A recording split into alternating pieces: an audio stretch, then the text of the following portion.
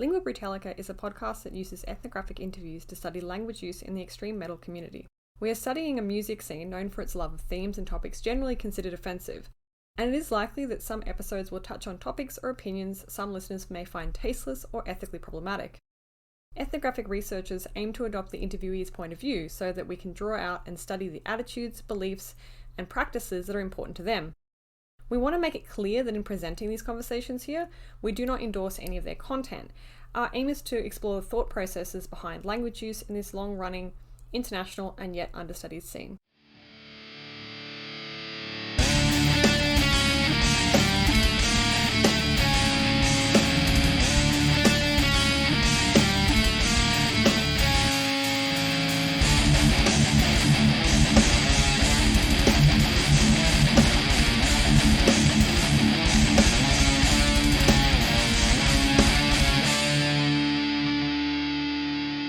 Hello and welcome to this, our third episode of Lingua Britannica, hosted by myself, Jess Smith, along with my co-host, Wes Robertson. Hello. For those of you listening for the first time, on this podcast, we interview extreme metal musicians about their lyrical choices to answer questions like, what is it that makes lyrics appear recognizably metal and brutal?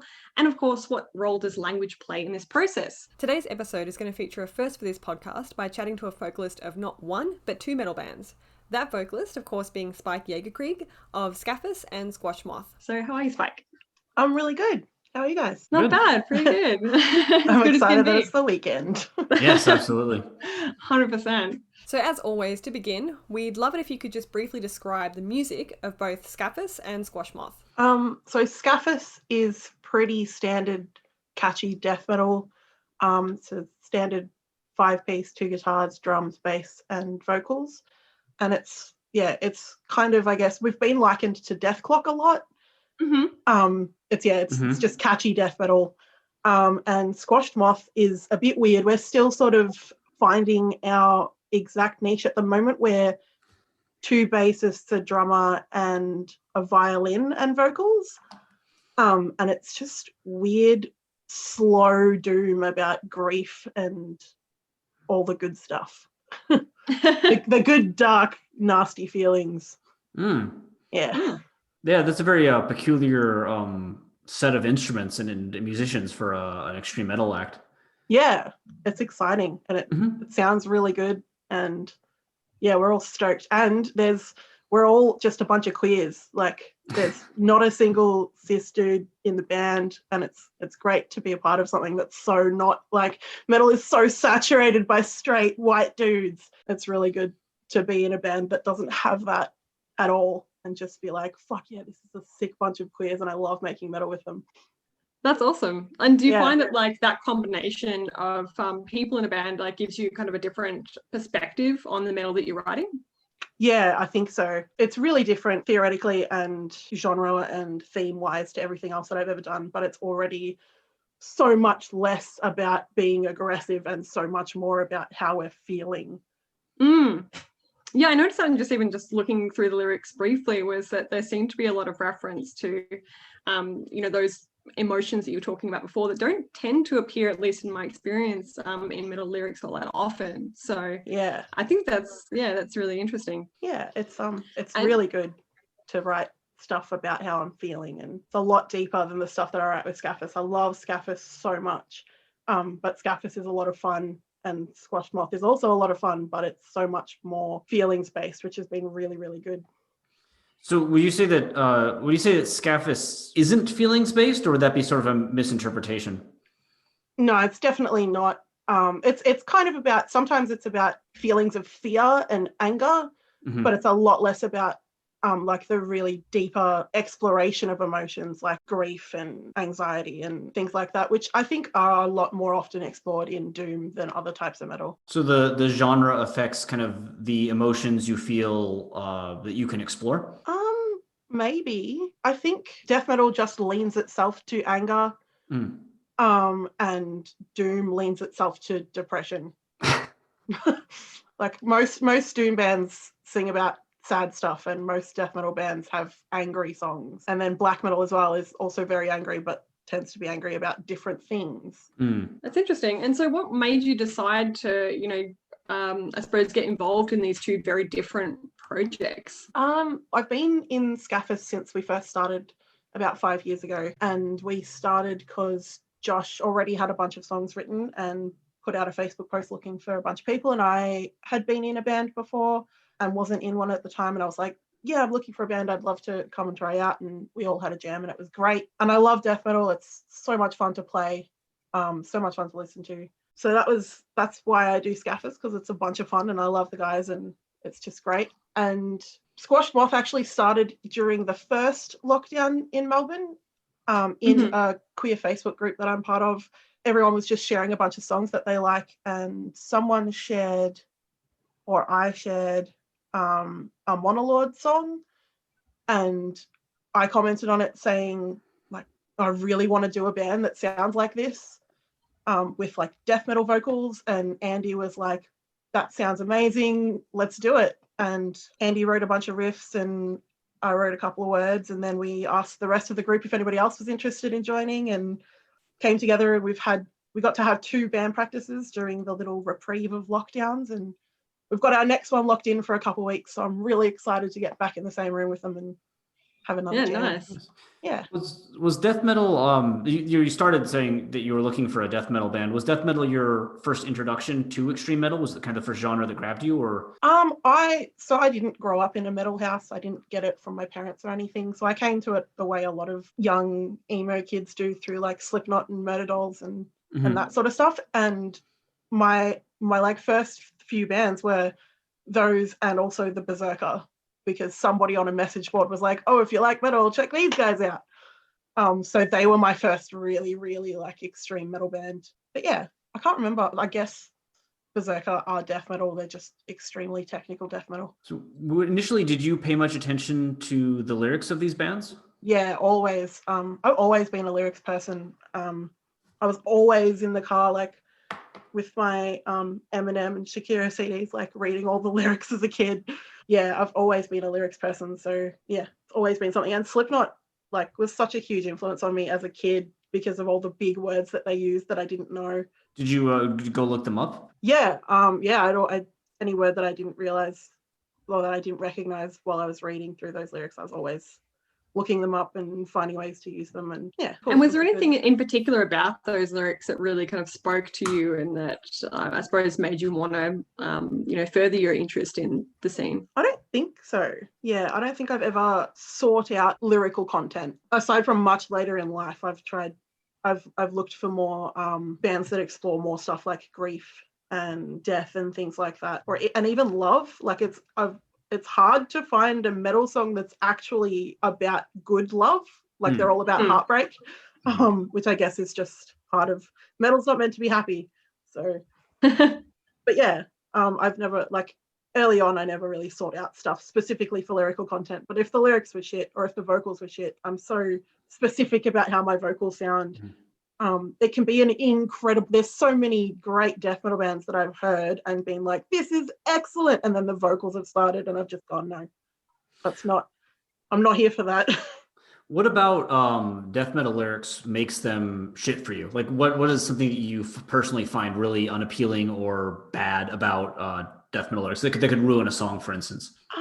If it's about one of the really, really overdone cliches, like if it's just a really basic song about rape, like been done a million times and just isn't fucking necessary anymore, or if it's just something that I really hard disagree with, like if it's a Nazi song or something, like I'm not into that. Yeah, I guess that's lyrically that'd be about it. There's just some certain vocal styles that I don't love. Is there like a song or a band that you remember? Well, it might be Slipknot, as you mentioned, kind of distinctly creating your first conception of what metal lyrics are? Because I know there's obviously a big jump from you were saying Shakira, and even Eminem uses big words too. But I imagine that from that to like metal, was there a song or a band or something you remember that kind of stylistically clicked? Like, oh, this is the difference in how these genres approach lyrics? I don't think so. I remember reading Cannibal Corpse lyrics and Berserker lyrics and just being like, this is wild, like how are they saying this stuff?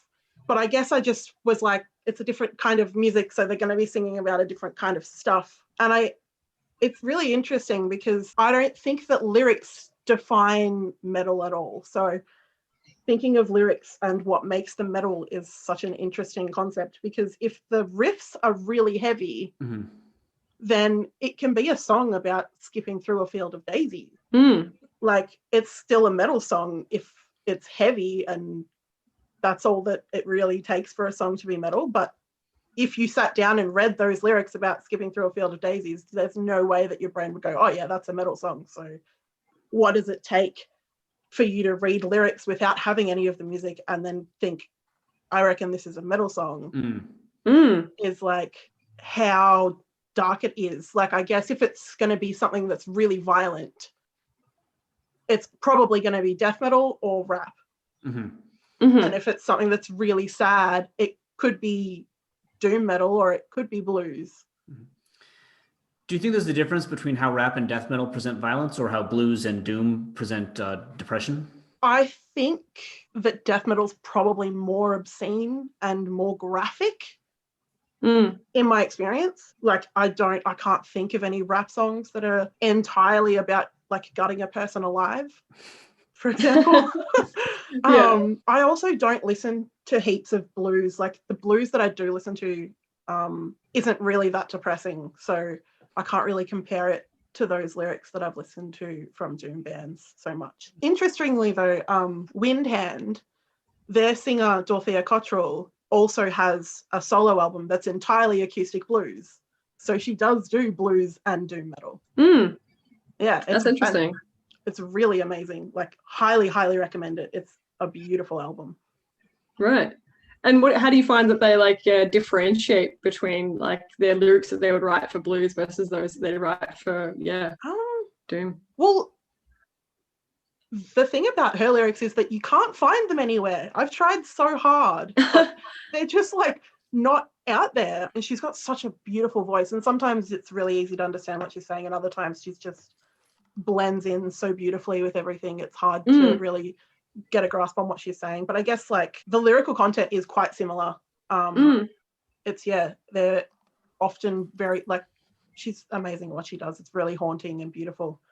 And she's haunting and beautiful with an acoustic guitar, and she's haunting and beautiful with a full band full of fuzzy riffs behind her.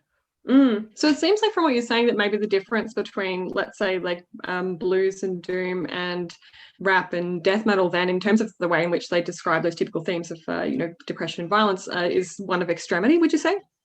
Yeah, I think so. Yeah, I reckon that's a fair line to draw. But I'd love to hear from people that have more of a scope into those varieties and see what it actually is. Yeah, it's definitely something that we should explore further. I agree. So I suppose like we should ask as well, in terms of your lyric writing process, how do you go about writing lyrics, I suppose, for both bands? I'm a lyrics after the song is written person.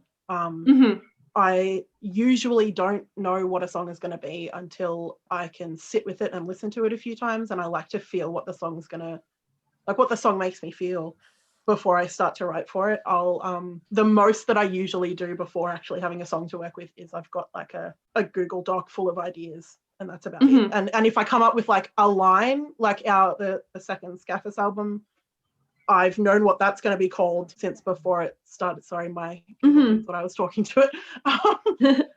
I've known what the album was going to be called and wrote a song based off of that, but it was just like the name of the song and a concept. There was never any lyrics outside of that. So yeah, I like to hear the song first, and because I'm so specific about the syllables that I use fitting into the song well. If I can't write something without knowing how many beats I've got per line. Right. So when did you first start writing lyrics? Did you ever write lyrics, were you interested in writing lyrics before you had a band, or was it that you found a band first and then began writing lyrics? I used to write like really horrendous emo poems and stuff, and really, really, really angry lyrics, because I was a very angry kid. And I've found some of them and just been deeply disturbed by like, what the hell was my teenage brain doing? I was so angry. I never really used them. I think I used a concept or two, but outside of that, it's just, since I've had the bands. And I actually got kicked out of one of my very, very early bands that I was in because I wasn't helping to write the songs enough, which is just, I don't know. I think they had other reasons for not wanting me in the band, like had a friend that they wanted to do vocals or something instead, because I'm not going to tell you how to play guitar. That's not what I do here.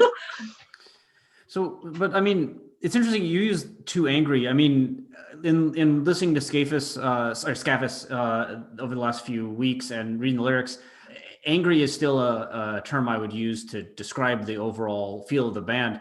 What do you mean by, how is the teenage lyrics you're writing different from the anger that's currently involving your lyrics in this band? I used to be really angry, I think, just at myself and the world in general. So those lyrics came from a really like personally dark place that was really toxic for just everything. And there's actually a Squashed Moth song that kind of references that feeling. I forget which one it is. But there's one that's about like being safe in the darkness where nothing can touch you and having no feelings at all. Burning in the dark? Yeah. Burning in the dark is about anxiety. Oh, okay. Very, very, very similar feeling though. But yeah, Scaphis is like angry in the way that like horror movies are angry, or angry in the way that's like constructive, like getting revenge on someone, or like, which isn't always constructive. It's probably not great, but exact actual revenge and actually peel people alive. But it's that kind of, it's a lot more focused and a lot less self-destructive, that anger. And it's a lot more for like, this is the purpose of the song, even to like expel some anger. But it's a lot. I've learned how to express myself a lot in a much healthier way now. So you'd say that there's a sort of a healthy angry lyrics and unhealthy angry lyrics that can be divided between sort of what you're exploring and how you're exploring it? Maybe, but I think honestly for me, it's just that I know the person that I was when I wrote the stuff that I was a kid. So it might not even so much be what the actual lyric content was as just reading what I had written and remembering how much I hated myself. And just, being really aware of how nice it is to not hate myself anymore. It's good to be like, this, life ain't too bad. I'll stick around. It's good. Yeah, that's generally a positive thing. Yeah, I'd agree.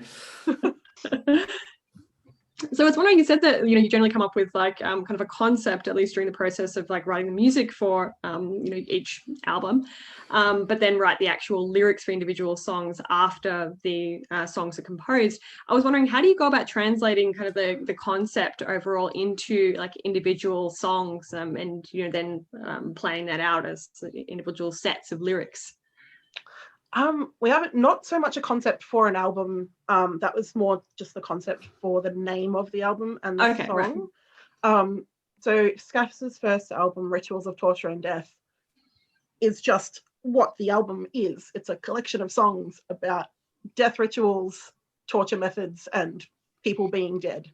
It's just what the album is. And the second album, I actually got the idea because I brew my own kombucha. The second album's going to be called Dissected and Fermented, and I just like, my brain just kept saying dissected and fermented like over and over again in this like death metal voice, and I was just like, that's too good to not use rad. And I told the guys, I was like, the second album is going to be called Dissected and Fermented, and they were all like, yes. So I wrote a song about like with that idea in mind, and Lance was like, I'm never drinking your kombucha. I'd love to do a concept album. I don't have any big ideas that are big enough at the moment to do that with, and I don't think that Scaphis is the band to do that with. It'd be like Cannibal Corpse writing a concept album. Like they just wouldn't do it, unless like maybe Church of Misery are a doom band, but all of their songs are about, or most of their songs are about serial killers. So I guess in a way they're concept albums because they're all about the same thing. Yeah, like that might work, but yeah, I like Scaphis is death metal. It's always going to be about death. So that would be a bit of a change of your usual direction, though, right? Because a concept album would assume some kind of lyrical preparation before the music, or is it possible to do the music and then do the lyrics and still come out with a concept album? It would be a group effort for sure. I would have to figure out at first like what the concept is going to be, and then bring that to the band and see if it's something that they're interested in doing, and then they could write songs with those concepts in mind, and then I could write lyrics for those songs. But yeah, it'd be a lot more work, or a lot more connected work than we currently do, because at the moment the guys will sort of each write their own songs and then bring them to the rest of the band, and then everybody writes their own parts. So yeah, it'd be really interesting to do a concept album, and I definitely would like to do it at some point. I can't even really think of many concept albums. I think they often tell like really epic stories. Neither Scaphis nor Squashed Moth, I think, are epic story type of bands that need to be told over more than one song per story. Right. Yeah. So I was wondering, in the case of like rituals of torture and death, you said that, you know, there's clearly kind of an overarching theme that stretches across all the songs within that album. Did you have an idea of at least like the theme before writing the lyrics, or did that really just come out of like writing the songs and listening to them and deciding that, you know, this would be kind of the series of topics you'd be covering? Yeah, it just each topic came with the songs. I'm really into like death practices around the world, and like learning about how people handle grief and all that sort of thing. So I really enjoy like writing songs that are inspired by that sort of stuff. And then just classic, like there's a song about zombies, and there's songs about your really standard death metal stuff of just straight up killing people and monsters and stuff. Do you consider audience at all when you write lyrics? Like, do you ever think of the people you are maybe writing these songs for, or is that something that doesn't really come up in your mind? I do. I don't like to I want my songs to be able to be listened to by anyone. So I don't like to make things too specific unless they're like a story for you to listen to. So yeah, I'll usually either approach things in a way that anyone can put themselves in the shoes, or it's a specific story that's being told for you to listen to. But yeah, I definitely do try to think about the audience when I'm writing. Because that's who I'm writing for. Like I'm writing, I write for myself and for my bandmates, but I also, like, it's really, really important to me that my audience enjoy the content and enjoy our songs. And I just, like, there's no better feeling in the world than playing a gig and seeing the crowd singing the words that you wrote back at you. It's the best. So, like, I want to write stuff that they want to sing along to. When you say they, is there any consideration of the fact that we're in Australia? Like, does the Australian audience, are they different from what you would expect in another area? Do you have any feeling about that? We've never been overseas. I've never actually been overseas myself. So it's what I know. So it's what I write for. And I think on a surface level, understand the lyrics might just be like, Scaphis is really heavy and fun and good to bang your head to. But I think Squashed Moth is going to be more accessible on a larger scale, because you really feel the Squashed Moth songs when you play them. Like, there is such a really intense energy about them in the room when we're jamming those songs. They're like the kind of songs where you don't really need to know what the lyrics are for you to feel what it's about. So yeah, I think they're both probably going to be could be enjoyed by anyone, but I think Squashed Moth is going to be more accessible. So yeah, that's what I was wondering about, is like, given the clear differences between Scaphis and Squashed Moth, do you consider them to have kind of different audiences then, or do you think there's more overlap? I think they will be really different audiences. I think there'll be a bunch of absolute legends who just want to support me regardless of what I'm doing. But yeah, they're really, really different bands. So the audiences are definitely going to be different. Yeah, which is fine and great and really exciting. And they're being written for different people as well. Like, yeah, Scaphis is really fun and really, really good to bang your head to and jump around and thrash about and stuff. And then Squashed Moth is really, really good to have a slow headbang and scream your heart out and really dig into those like darker feelings and stuff that you might have. So when you're writing lyrics for either band, is there any difference in how you work the lyrics into the songs? Like, do you spend more time editing one band's lyrics than another, or is it quite similar in terms of overall how many times you go back to the lyrics and how you change things as they go along? They're pretty similar. Usually when I'm writing lyrics, I'm working from just a guitar recording that one of like a guitarist or a bass player will send me of just that. Or it's a recording from band practice. So often there'll be a verse or something missing or repeated too many times or something. So there'll be some stuff that I'll have to tweak later on. But yeah, they're both really, really similar. Lyrics tend to come to me quite easily now. So if I do sit down to write a song, I'll usually finish the song within half an hour to 2 hours or something, depending on what it is. But yeah, I think the process is quite similar for both. They're just really different headspaces. Like for Squashed Moth, some of those songs that I've written, I've been in a really, really dark place when I've written them, or like not so much in a dark space, but have just come out of one or something. And Scaphis, I can pretty much write regardless of the mood that I'm in. If I'm in a better mood, it's almost easier to write because I can research and find stuff to write about. And Scaphis often comes from external stimulation of like a gruesome torture method that I've found out about or something like that, where Squashed Moth is often so far very personal stuff or like personal feelings that I have or feelings that somebody else is having in the band. So yeah, they come from really different places, but the process is generally the same. Do you edit or tweak your vocabulary? Like, have you ever written a line and been like, oh, no, that's not metal enough? Or yeah, I don't know about not metal enough, but I definitely read back through them and change words around. And I'll be like, I've used this word too many times, or this just doesn't sound good. This line is boring. Yeah, I definitely go back and edit them. And I find as well that songs can evolve over time. The more that you perform them, you can sort of find like a lot of Scaphis songs have evolved over time and lyrics can completely change because I'll just forget where I am in the song and start, like I know what the concept is of the song, so I can sing anything as long as it fits in with the rest of the lyrics. And there's like Johan Hegg from Amon Amarth was like, just sing along, it's death metal, nobody knows the words. Which I think is definitely not true of my vocals, because I get a lot of comments about how easy it is to actually hear what I'm saying despite it being growls. But I think that's part of the fun of a live performance. Like I'm never disappointed if I'm seeing a band and the vocalist is singing different words. Like it can be a little bit frustrating if you're trying to sing along, but it's also, as long as there's lyrics where there's meant to be lyrics, it can sound really cool. And it's really cool, like when your brain can come up with stuff that's like so much more brutal than what was actually in the song. Like the recording's got stuff about being chased, and then the actual lyrics that have come out like 2 years later when you're performing are just like leveled up, which I think is really, really cool. And I think that's like it comes from a place of forgetting what the actual words were, but it creates a really cool environment and creates a really good experience as well, because especially like because we're just a small Melbourne band and we only really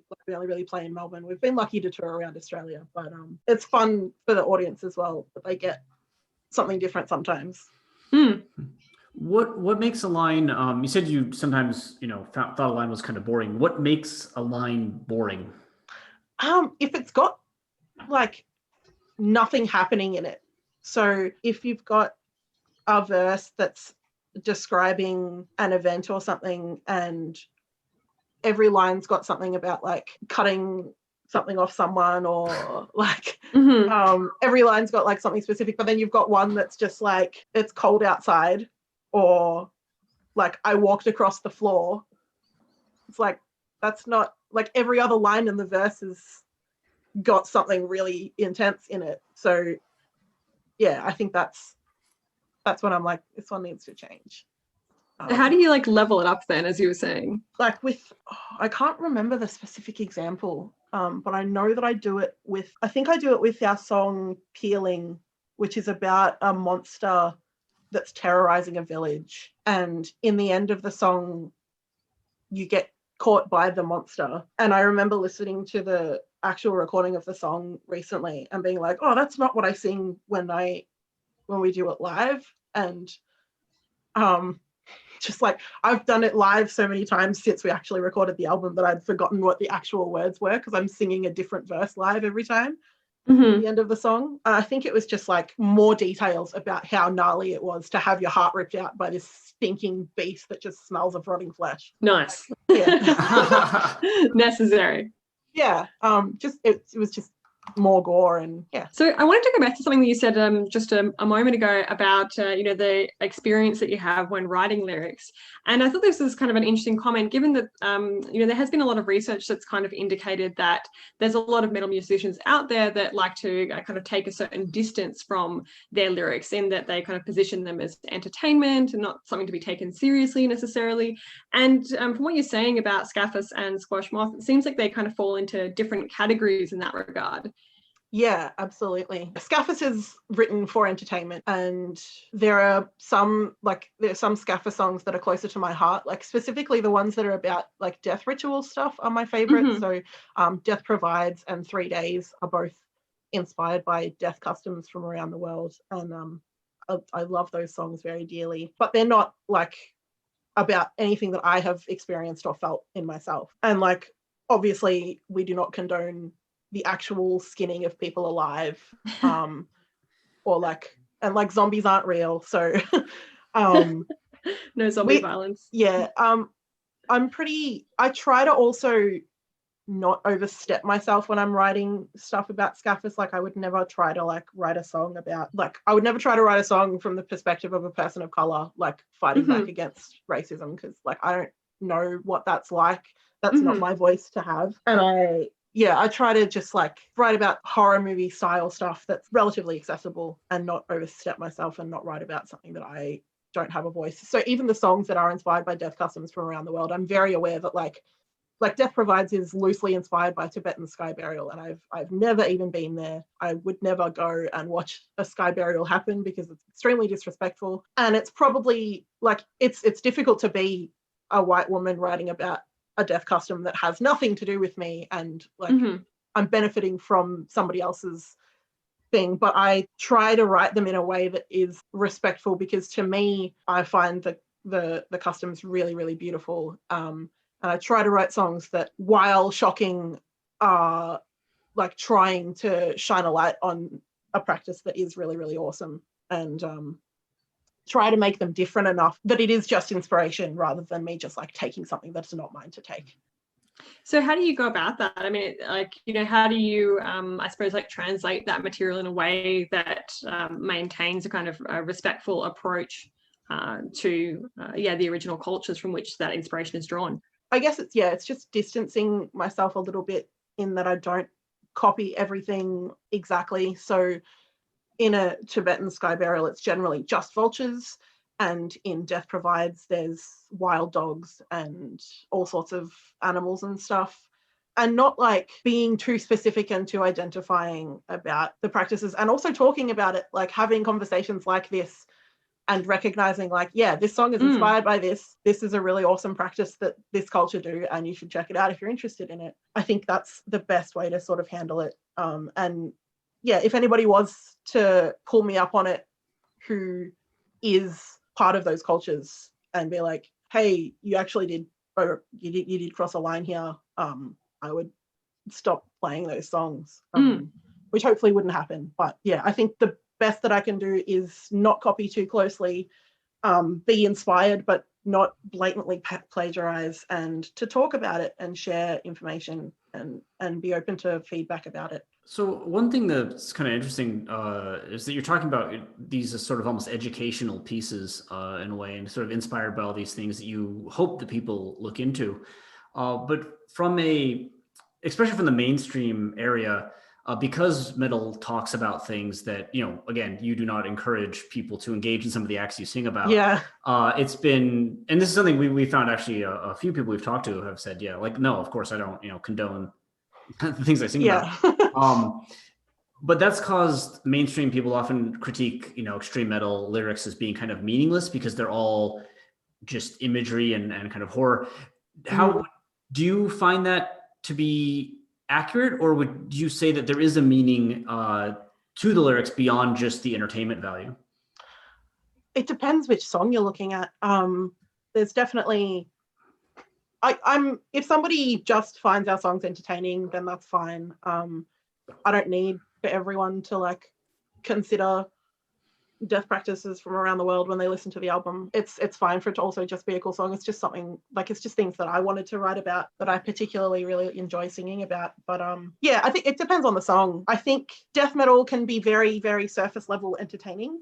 It also sometimes isn't. Like cattle decapitation is not surface level entertaining. Like the stuff that they sing about is very real and like they want you to think. But I think that most doom is a lot deeper. Like a lot of stuff that's about feelings is like they want you to think about feelings and stuff. But there's also a lot of doom that makes like no sense and is about like really weird concepts that people have just thought up with when they've been absolutely blazed out of their mind. So yeah, it really depends on the song, I think. And I think if somebody was going to be offended that somebody just found their music entertaining and didn't think that it was very deep, like that's you have no control over how people are going to perceive your music. And if someone's entertained by it, then that's awesome.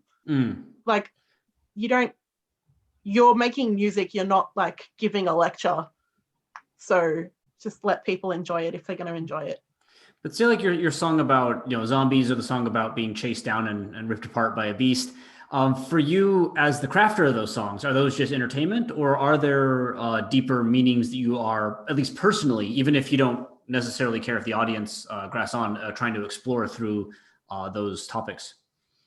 With the zombie one, Horde, absolutely, it's just entertainment value. With the beast one, I specifically made the beast female, so I use female pronouns to refer to her occasionally, and I did that with the hope that it would like plant a little seed somewhere in someone's mind that like we're so used to the like monsters being male for some reason. Like I just thought that was a cool little nugget, but that's as deep as it got. It wasn't about like any specific feeling or anything like that. Yeah, well, I'm glad you mentioned that, because I actually found that one of the more striking features of your lyrics, at least for Scaphis, let's say, is the seemingly exclusive use of the feminine pronoun she or her in place of the more masculine or gender neutral equivalents in pretty much every song where a third person pronoun can appear. So even outside of that one example, is this something that you're trying to do across like all the songs that do feature, like let's say a character that's adopting third person perspective? Yeah, I think so. I'm a woman, so I'm writing them from my own perspective.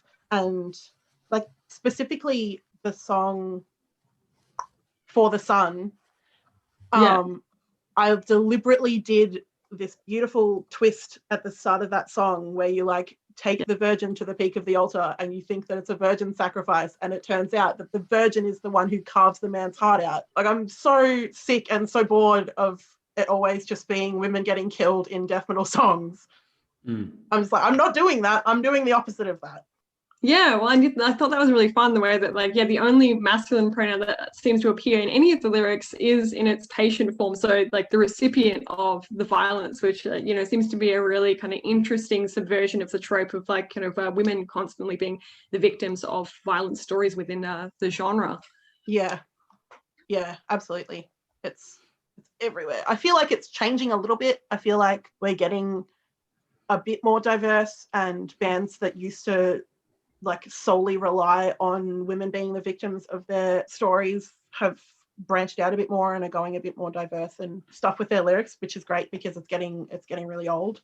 But yeah, that's definitely something that I make a real conscious effort to do. It's interesting you talk about kind of getting old, because we've actually had a few people we've talked to say that, for instance, some of the things that earlier bands used to do, particularly swearing a lot, they've kind of just gotten tired of. Do you find a difference between, Cannibal Corpse doing it, the songs about those topics when they were starting out versus bands that are still doing that now? Like, is there or does that old stuff also, do you just think wasn't really worth exploring? I know that Cannibal Corpse for a while, I think they did it on their last album and I was really disappointed by it, or like their second last album. They actually stopped making songs about rape using female pronouns for a while. Like they just didn't do it for like 3 or 4 albums. And I was like, they get it. They realized what they were doing and they stopped doing it. And I was so happy, but I think they've done it again. But like, I think they just grew up. I think that they've all got wives and kids now, and like it got old. Like everyone's sick of hearing about women getting raped. Like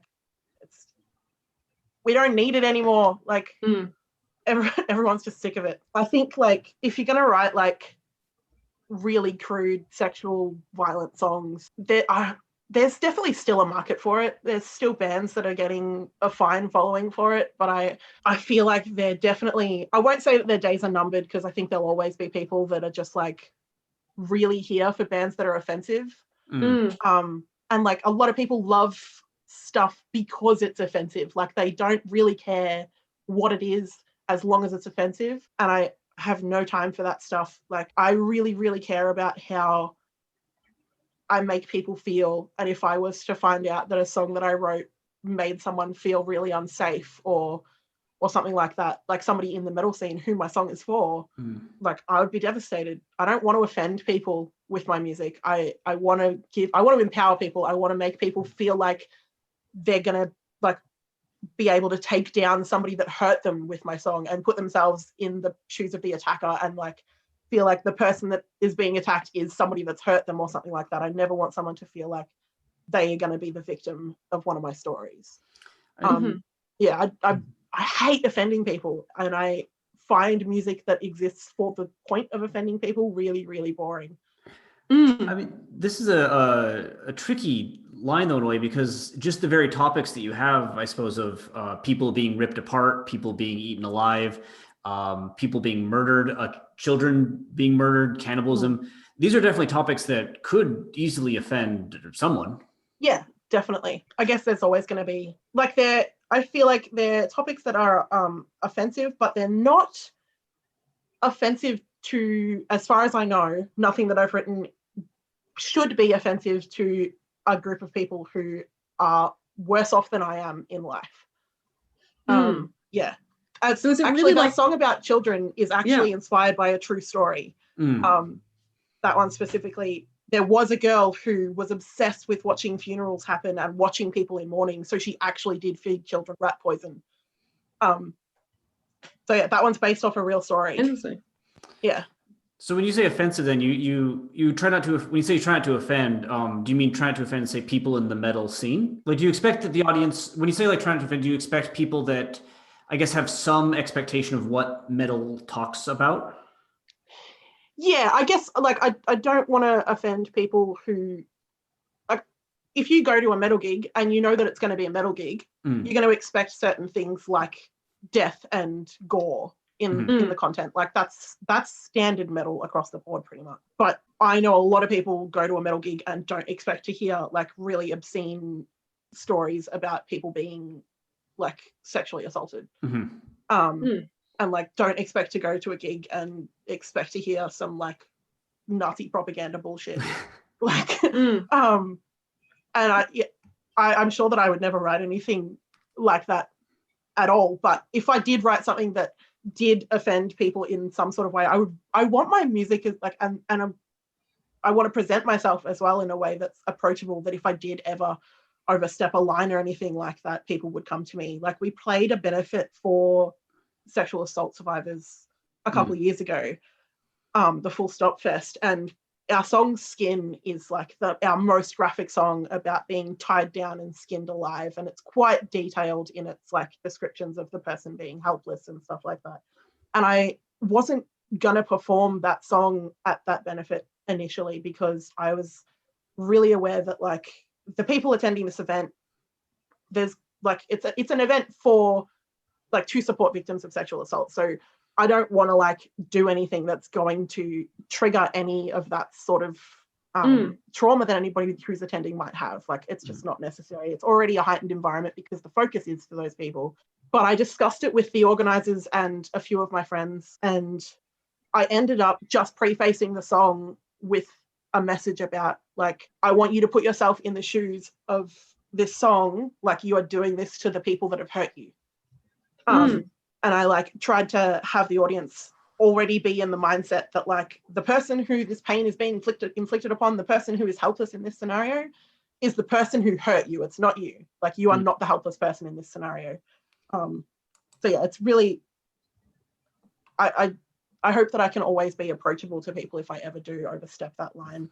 I just find being offensive is such a boring way to be, like even in comedy and everything, like there are so many more creative things that you can do with your music just existing for the purpose of offending people. It's a very metal thing to do, but it's really boring.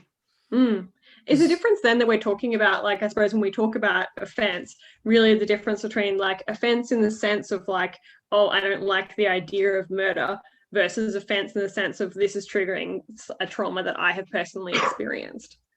Yeah, I guess so. I guess that's what I mean. Like, I don't want to trigger anyone, or it's an interesting like way to put it in a box of like people are always going to be offended by like really gory tales, but like that's what you get in death metal. But you don't have to have like, it's also like, what are the real issues that are actually that people are actually facing? Like who in the crowd, how many people in a room full of people have actually had a loved one be murdered? Like it's possible. It's going to be a very, very small amount of people, if any. Whereas like if you're going to write a song about sexual assault, like almost every woman in the crowd has been assaulted. Like your chances of offending people are much more wild, and it's a much more real situation that more people have been in. And it's also like the depictions of murder that you come across in death metal are so obscene and so wild, but a lot of the time it's obvious that it's satire because of how obscene it is. But then, it's a difficult line. But I think it's also your intent. Like, I don't write songs about death and stuff with the intent of offending anyone. My intent is sometimes shock value, sometimes just entertainment. But I never write a song being like, oh, I hope someone is triggered by this, or like anything like that. And I know that like there are bands that take pride in writing stuff that makes people offended. And I think it's also like even just behavior. Like I've seen vocalists stomp around on stage and spit on their audience, and it's just not like, and people are somehow into it. And that's great for them, and I'm glad that they are having a good time. But like, I could never do that. I want to get off stage and hug everyone and like be a big, wonderful, beautiful, loving family. I never like, not into actually causing harm to anyone. Can I? This concept of offense is really interesting to me, because you just mentioned that you do write some songs for shock value. Yeah. Is that different than offense?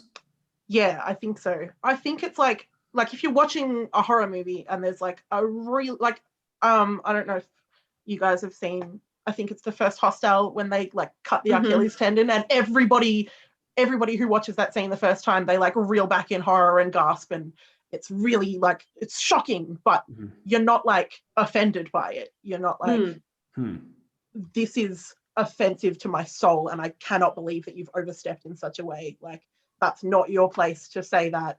Like, that nobody's going to be like, you've never had your Achilles tendon cut, so you can't make a movie about that. Like, it's a horror movie, and that's what they do. Yeah, I think I guess where I'm coming from with the offense thing is like, it's horror written for entertainment value. There's probably going to be people that are offended by it, but I don't specifically write songs with that intention in mind.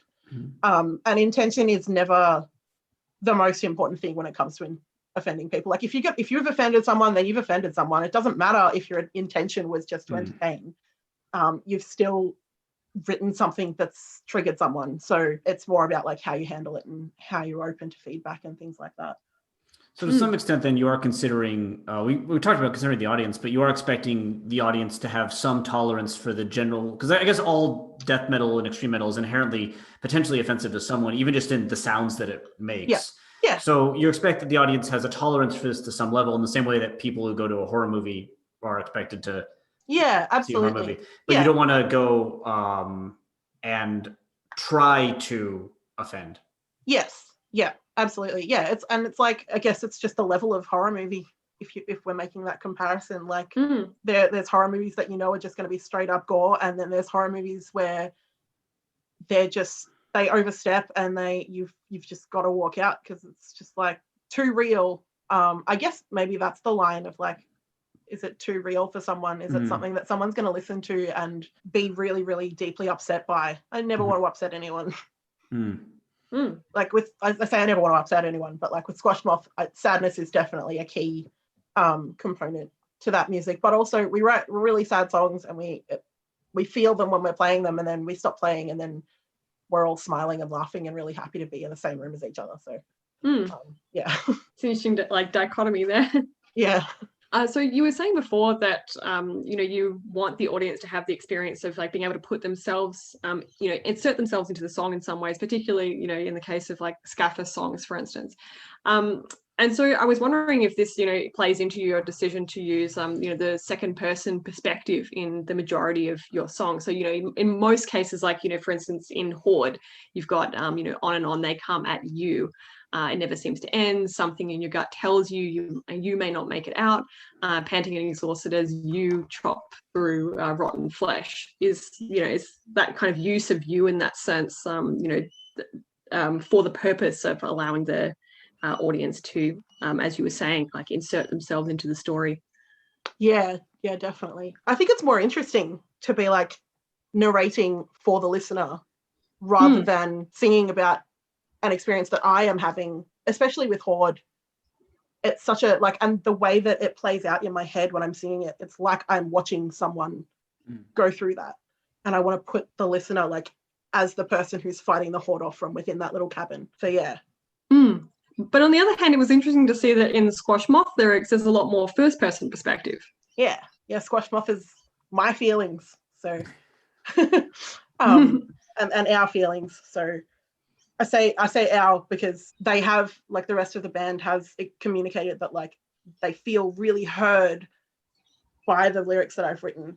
But so far, all the lyrics that I've written have been about my own personal experience. But like I want to write our violinist Lou, her dog passed away not too long ago, and I really want to write a song with Lou for Floyd about that grief, and like work with everybody else about their feelings and stuff. But it's a lot more and I think it's like how deep the perspective is as well, like telling somebody that you are in this cabin and you're surrounded by zombies and stuff is like you can listen to it and you like can imagine that you're there fighting off the zombies. And then with Squashed Moth, it's like you can sing along to that and you can sing like I'm bleeding, I'm screaming, right? And it's like you're in the same shoes and you're also feeling that pain. It's like a really different experience of like, is this a fun little horror movie style song, or is this like a catharsis, which Squashed Moth tends to be? Interesting you're talking about sort of catharsis and the experience of brutality, because one thing that I noticed in your lyrics that is, I guess I wouldn't say uncommon, because actually all of the people we've interviewed have had this trait, but it was surprising to us given the kind of background and assumptions we had in reviewing metal lyrics throughout the years, is even when you're describing really, really angry, vulgar scenes, you don't tend to swear very much. There's 2 instances of the word fuck and 1 instance of shit across the entire first album. Is swearing something you try to avoid in your lyrics? Not actively. But it's just unnecessary. And I think especially because in Australian culture we swear so much. Swear words don't really have a lot of meaning for us. I think if you're in a country where swearing has more impact, it might make more sense to use it in your songs to add emphasis, but I really don't think that it adds much emphasis at all to an Australian audience. Interesting. It's just like they're just filler words kind of. Like I know there's in Buried Alive, it's like you're gonna fucking die in a puddle of your own piss, and I just put it in there so that I had enough syllables in the line. So you wrote the line and then you're like, oh, I need more syllables, and you just put it in. Yeah, basically.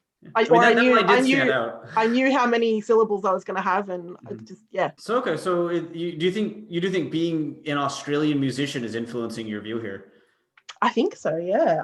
I definitely think that swearing just doesn't have as much impact in Australia. Like, we call our mates cunt affectionately. Like, it's just, there are better words to use usually. And I think that when I do use them, it's probably as a filler to get the right number of syllables most of the time. I can't remember what the other instances were, but this is fascinating. I mean, I just, as a non-Australian, Ed, who's been around Aussies for a bit now and is used to them, swearing, I assumed that Aussie metal musicians would continue that trend, but so far none of the Australian musicians we talked to have thought that swearing was important, and most of them have said the exact same thing that you said, is that they kind of don't find it to be impactful at all. Yeah, that's really interesting. So swearing's for not for music, it's for day-to-day life. Yeah, exactly. We're like, in between the songs, we're like, fuck yeah, and then there's no swearing in the song. So it was interesting what you were saying about, like, planning out the lyrics for the syllable content. And I was wondering, like, so how exactly do you do that? Like, how do you map out how many syllables you're going to need per line and that kind of thing? Because that sounds like kind of a complex process. I just listen to, what I'll do is I will listen to the song a few times, and I'll find the parts where find the first part where it's going to have words, and then I listen to the riffs a few times, and I'll sort of just like tap any key on a keyboard or something and sort of like tap in how many syllables it sounds like. Like the vocal pattern that I've got in my head. So usually I have a vocal pattern before I have words. And then I'll be like, okay, so this verse is going to have 3 lines of 6 syllables each. And then with that in mind, I'll write the lyrics for that little section, and then I'll listen back to it with the lyrics that I've written over the top and decide if it needs tweaking or whatever. I'm really into iambic pentameter. I remember reading about that or learning about it in high school, and it's definitely something that's stuck with me. It's like that rhythmic pattern is really, really common, I think, throughout a lot of my work. Because the fact that you're mentioning syllables is interesting to us. Just when we did an analysis of your lyrics, we found that, and this was a contrast from the artists we've interviewed so far, is that you do tend to prefer like 1 and 2 syllable words. There are 11 words of 3 syllables across your entire album. And they're pretty, I wouldn't say they're common, but they're fairly well-known ones, like sacrifice, decomposing, viscera, execution, completely, fascinates, suffocating, whimpering, possessions, consuming, and glistening. Some of the other artists we've talked to have talked about how they really like looking up obscure, 4 or 5 syllable words they don't even remember the meaning of sometimes. And you seem to focus much more on not words you'd hear in day-to-day life, but words that are shorter and I guess more straightforward in a way. Is this something more familiar? Yeah. Yeah, more familiar. Is this something you consciously do? I don't think so. I don't feel like the amount of syllables in a specific word makes that much of an impact in my vocal style. Like, I think it's much more about how many syllables are in the pattern than it is about like one word. Like, somebody might be like, oh, that's a $5 word, fancy, but like it doesn't sound different to the person who's listening. They're still the same number of syllables in a pattern.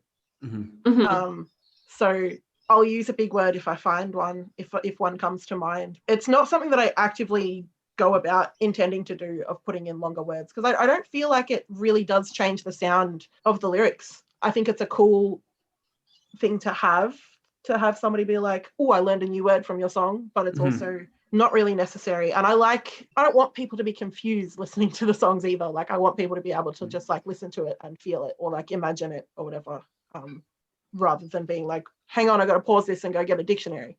Right. Earlier in the interview, though, you did mention that when you were first listening to bands like Slipknot, you actually enjoyed being like, oh, hey, I got to pause this and get a dictionary. Why is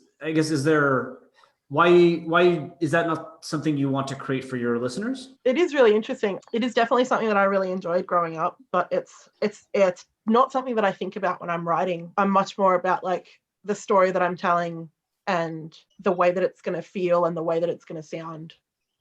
And for me, the syllables is a lot. It's like how the whole line fits together a lot more than how it's actually gonna, like how one word is gonna sound.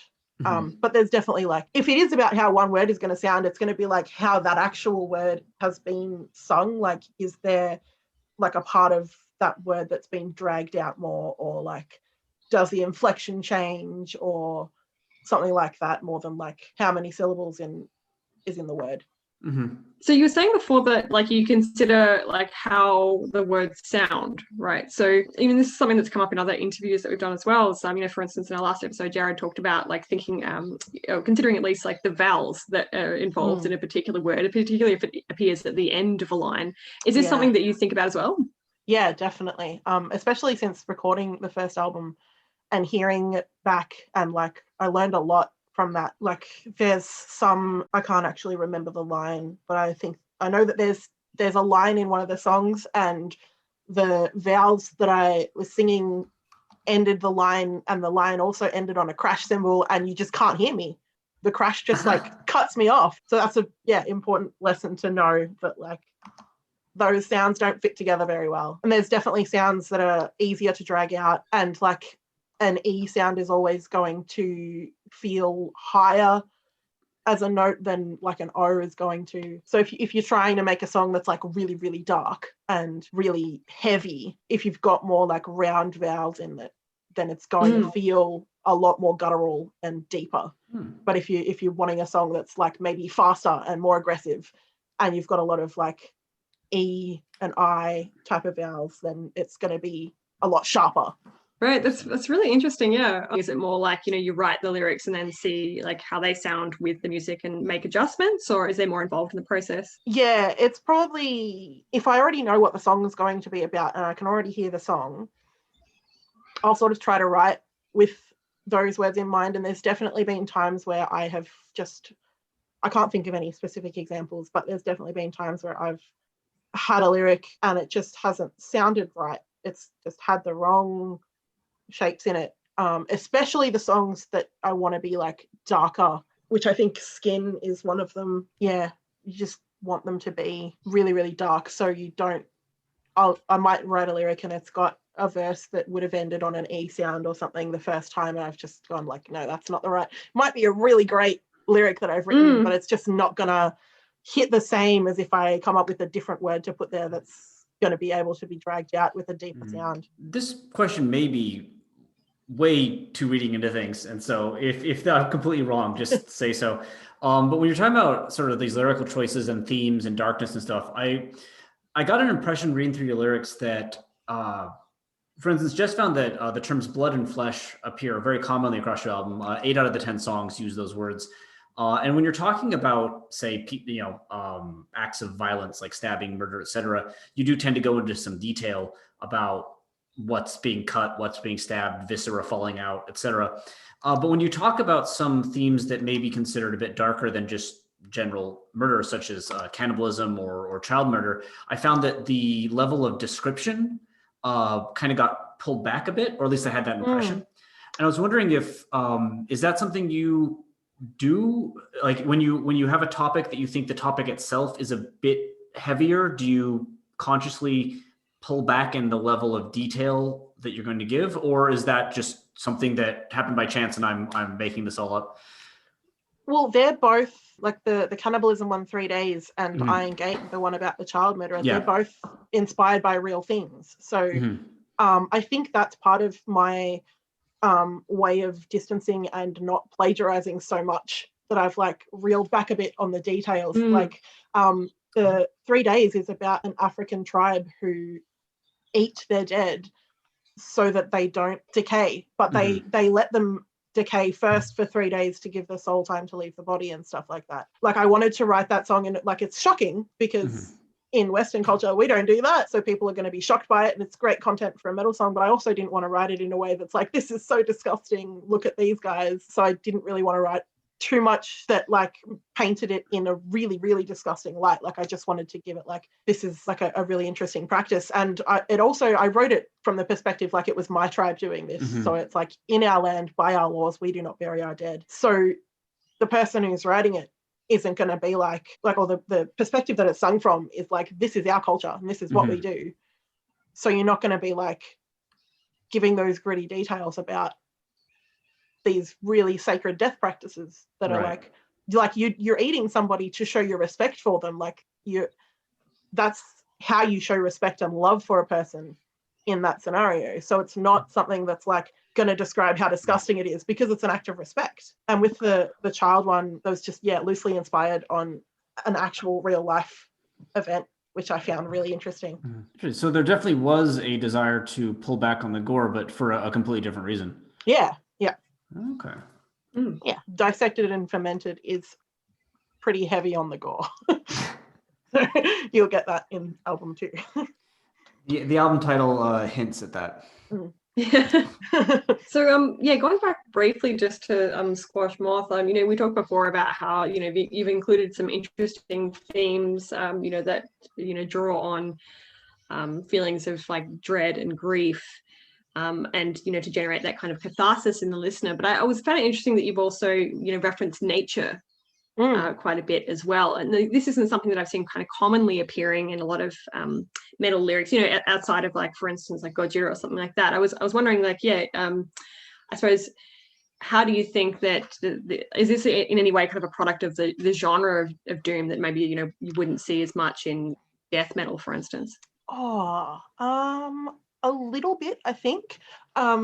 Woods of Ypres have a really incredible song called The Keeper of the Ledger, which is about the Keeper of the Ledger for the cult of nature only cares that your body is returned on time, and it's about like just returning your body to the earth when your time is up. And such a huge part of my like death and grief focus, because when I went to art school 5 years ago, that was my whole like brief, was like, I want to get people to think about death in a different way, because death is not this like stark embalm people, put it in a box thing that we do in Western culture. Like, that's not right. We need to like think about what we're doing with our bodies when we die, because we're supposed to go back to the earth.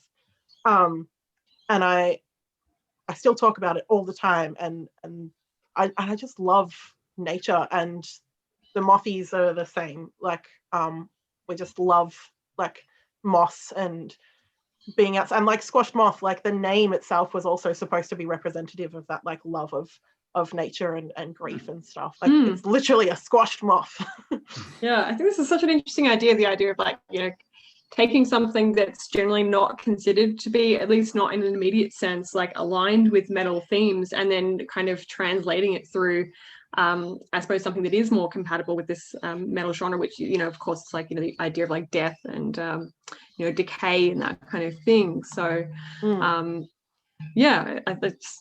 suppose I don't really have a question in regards to that. Just thought it was a really kind of interesting alignment between those two ideas, I guess. Yeah, I love it. I love when I find nature-based metal. It's really, really enjoyable. Does that focus or change in focus influence the length of the writing? Because when Jess was doing background on this, she noticed that there's a lot of kind of simple phrases, and the overall lines, like the length of the line in the Squashed Moth lyric, are about half as long as for Scaphis. Is there? I think it's more the speed at which I'm actually singing and the speed of the metal. Like Squashed Moth songs are probably about like a third of the speed of Scaphis. They're so much slower. And I'm singing a lot slower. It's interesting that it's slower, so you would think like it's more time, so you can put more words in it, but everything is slowed down, so I'm singing a lot slower. And it's a lot more like sorrowful, and like it's a lot of like sitting in feelings, where like Scaphis is like storytelling and Squashed Moth is like processing feelings and sitting with the more sort of like darker stuff. I think it's a really nice comparison. Yeah, because I was wondering, like, if you do have shorter lines in the Squashed Moth lyrics, does that kind of give you the opportunity then to like draw out the vowel sounds? So, not having listened to, many of the Squashed Moth releases, but other than, just the teaser that you have up on Facebook, I was wondering, is that something that you do? Yeah, I definitely, definitely like everything is more drawn out with Squashed Moth. It's a lot more like there's less words, but the vocal lines are probably just as long, if not longer, than a lot of Scaphis stuff. Does that make it harder to choose the right words when you have such? And it's a lot more important to know the words, because the songs are moving so much slower. If you say the wrong word, there's not like 3 more words immediately after to like catch up and like find your balance again. It's just like that wrong word is just hanging there for like a good few seconds. So yeah, it's really interesting. Would you say in both cases are like, you know, your vocal styles are reasonably easy to interpret and understand? Yeah, I think so. I actually have classical theatre, not classical, but I went to theatre school after I finished high school. So I've had theatre training for singing like musical theatre, which I think has given me a really good edge for like managing to sing death metal that's actually legible and can be heard. Because I think there was another kind of really interesting comment that you made earlier that, you know, about kind of wanting to ensure that your lyrics are comprehensible to the audience and wanting them to be able to, you know, interpret them so that they can, you know, sing them back at you or, I suppose, understand the message or the ideas of a song. And that isn't something that we've necessarily heard from a lot of other musicians. So, I suppose, would you be bothered, I guess, if somebody said, like, I have no idea what's going on with your lyrics, or like, I can't understand what you're singing about? Nah. That'd be fine. It's death metal, it's fine. I do really often get people saying like, I can understand what you were saying and I can never understand what metal people are saying. I do get a lot, which is really, really nice. But yeah, if somebody was like, I have no idea what you're singing about, I'll be like, do you want me to tell you? So my mom has no idea what I'm singing about and she hates hearing me sing. It's really, really We've done it as a like not to torture her, but like for fun, for her birthday a couple of years ago. A couple of her friends like held her back while I did a death metal rendition of What's Going On by Four Non Blondes. And she really hated it. It was really funny. Yeah, I don't imagine many moms are huge death metal fans, but you know, in a generation or two, it might get a demographic switch. Yeah, maybe. My dad comes to a lot of Scaphis gigs, though. He loves it. So. Yeah, my child has been forced to listen to things that probably are not considered baby music. I guess what we try to end with, shameless promotion. Do you have, you said second album is named. Should we be looking forward to the drop of the first Squashed Moth or the upcoming Scaphis album anytime soon? Not anything super soon. Hopefully we can all be looking forward to the reopening of gigs, and hopefully there'll be a Squashed Moth gig sometime soon and Scaphis will be able to come back out and play. There's stuff coming, I just don't know when yet. So where can people look to find that information? So both bands have got Instagram and also Facebook. Awesome. Okay, we'll make sure we link those as well. Awesome. Cool. Was there anything else that you wanted to add? I suppose, we want to always give people space at the end if there's anything that we haven't asked about that you wanted to discuss. I guess it'll be interesting once Squashed Moth actually have some releases to it'd be interesting to revisit and see how different they are as fully fleshed out songs. Yeah. My mom actually had a really interesting comment about how would I know which lyrics are for which band, which I thought was really funny because they're so different. But yeah, it was a really interesting perspective from somebody who just doesn't understand metal to be how do you know which lyrics are which band? Yeah, because throughout this interview, you've been very clear that you write them about different topics and in different ways and to different beats and to different rhythms and with a different feel in mind. So it is interesting that that's, I guess, lost once you extract yourself from the metal scene. Because me and Jess thought they were very different. Yeah, it's really interesting that whole what makes lyrics metal concept. It's really interesting when you take away the music aspect of it. What is it about these lyrics that is oh yeah, these are probably metal lyrics. Really, really interesting thing to think about. I think you're right when you mentioned at the very beginning of this interview, if you had a really, really heavy death metal song, especially if one with the lyric style is that deep guttural singing where you do not know what they're saying without the lyrics, even if you're into metal, it could, they could be singing about picking flowers with bunnies and it would be fine. But if you just showed someone the lyrics without the music, they'd probably be that, no, it's not metal song.